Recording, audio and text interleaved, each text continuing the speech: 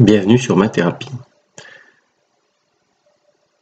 Dans le cadre du chapitre sur les statistiques descriptives, nous allons débuter une série de vidéos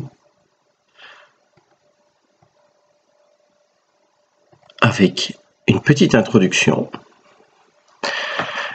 Généralement, pour étudier un phénomène ou pour prendre des décisions dans des domaines aussi variés que les sciences, l'économie, la politique, la pédagogie, la psychologie, la médecine et bien d'autres encore, nous faisons appel à des données statistiques. Nous en avons tous déjà vu dans des graphiques de ce type, donc par exemple des petits bâtonnets, des histogrammes, la courbe qui est plutôt en rouge, ou bien des diagrammes en camembert qu'on appelle en théorie des diagrammes circulaires. On se renseigne, on se documente et on recueille des informations. On dispose alors de données statistiques que nous allons devoir traiter. Le traitement de ces données est l'objet de la statistique descriptive. Le mot statistique vient du latin statisticus. Il signifie relative à l'état. Depuis plusieurs millénaires, les premières civilisations ont laissé des traces d'études statistiques. On en retrouve en Chine, en Égypte et dans l'Empire romain. Donc, en parlant de Romains, tout le monde connaît les BD d'Astérix et d'Obélix avec les légionnaires romains. Alors les Romains étaient un peuple de guerriers, mais pour faire la guerre, il fallait se renseigner. Il fallait se renseigner d'un point de vue militaire, mais bien évidemment, pour faire la guerre, il faut des hommes, il faut savoir combien d'hommes on a à disposition, il faut connaître leurs biens, il faut connaître également les ressources pour nourrir et payer ces soldats, pour les équiper. Ces informations permettaient à l'État de recruter des soldats et de recueillir des impôts, le plus souvent pour les besoins de la guerre. À partir du XVIIIe siècle, la statistique devient une branche des mathématiques. Cependant, ce n'est qu'à la fin du XIXe siècle que l'on a trouvé la méthode correcte à employer pour la résolution des problèmes et de l'interprétation des données recueillies. Alors, ces données, aujourd'hui, on les retrouve partout, surtout à l'heure de la numérisation. Et les statistiques se sont encore améliorées avec l'apport du calcul des probabilités, puis des ordinateurs. La statistique a évolué très rapidement pour intervenir dans notre vie quotidienne à travers ces journaux, la télévision, les revues, Internet et les réseaux sociaux. La statistique, par définition, est la science qui collecte, analyse et interprète des observations relatives à un même phénomène. On collecte d'abord les informations. C'est la phase préparatoire et probablement la plus délicate. Elle consiste à définir la population qui va être interrogée, choisir le caractère étudié, donc la question que l'on va poser, et cette question doit être posée avec une très grande précision. Imaginez par exemple que la question est toute simple et dise combien avez-vous de frères ou de sœurs?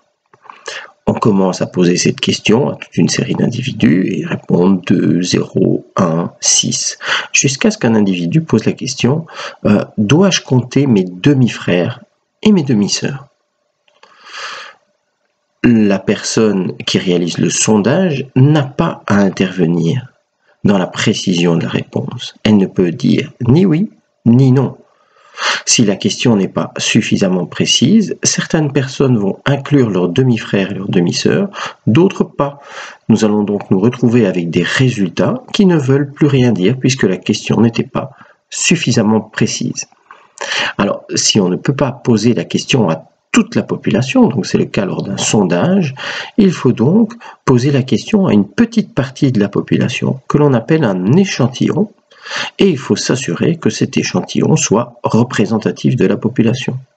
Lors d'un sondage politique, on ne se rend pas à la sortie d'un meeting pour poser la question aux participants pour quel parti vont-ils voter.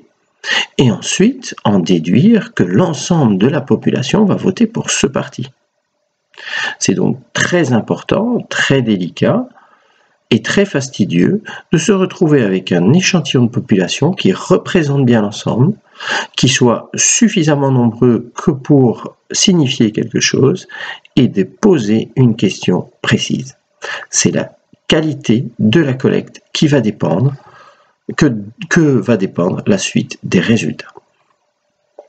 Alors, l'analyse en tant que telle, ça, c'est ce que nous allons faire en classe. Une fois que nous avons récupéré ces données, nous allons les traiter et nous allons pouvoir en déterminer un certain nombre de caractéristiques mathématiques et tracer des graphiques.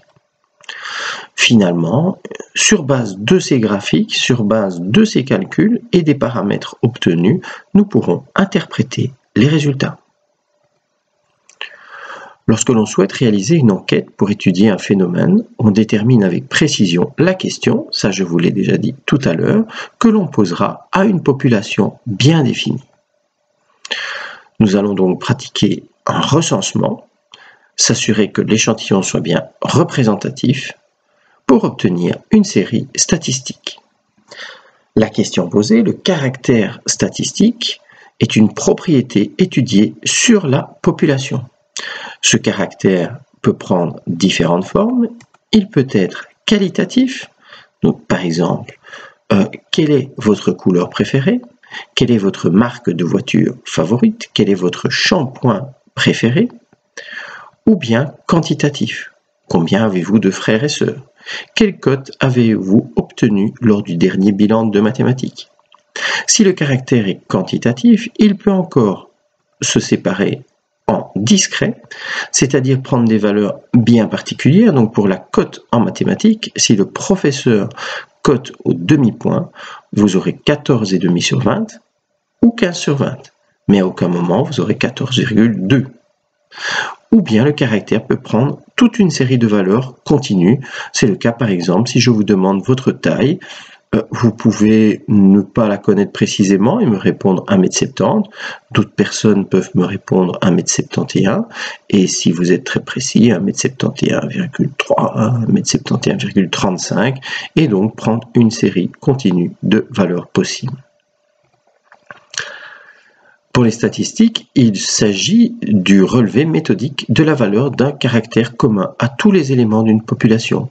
Pour chacun de ceux-ci, il faudra toujours préciser quel est le caractère qui est étudié, les limites exactes de la population, afin d'éviter les intrus et les absents, les conditions d'observation et de mesure, afin de traiter tous les éléments de la même manière. En résumé, il faut éviter toute ambiguïté, sans quoi les résultats perdent toute signification. Une série statistique est la liste des résultats des observations effectuées, comme il vient d'être dit. Lorsque la population est relativement restreinte, il est possible de réunir les renseignements concernant tous les éléments. Par contre, lorsqu'elle est importante, il faudra se contenter d'étudier les éléments d'un sous-ensemble de la population que l'on appelle échantillon, comme on l'a déjà annoncé dans l'introduction. Un petit exemple, on lance des dés non truqués, non pipés. On retrouvera ce genre d'exercice en probabilité.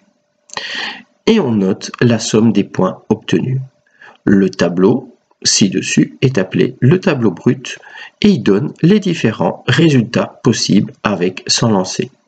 Vous vous retrouvez ici avec un tableau dans lequel les résultats vont évoluer de la plus petite valeur possible, c'est-à-dire 2, si les 2 dés ont donné un 1, à la plus grande valeur possible, 12, si les 2 dés ont donné 12, chacun d'eux a donné 6.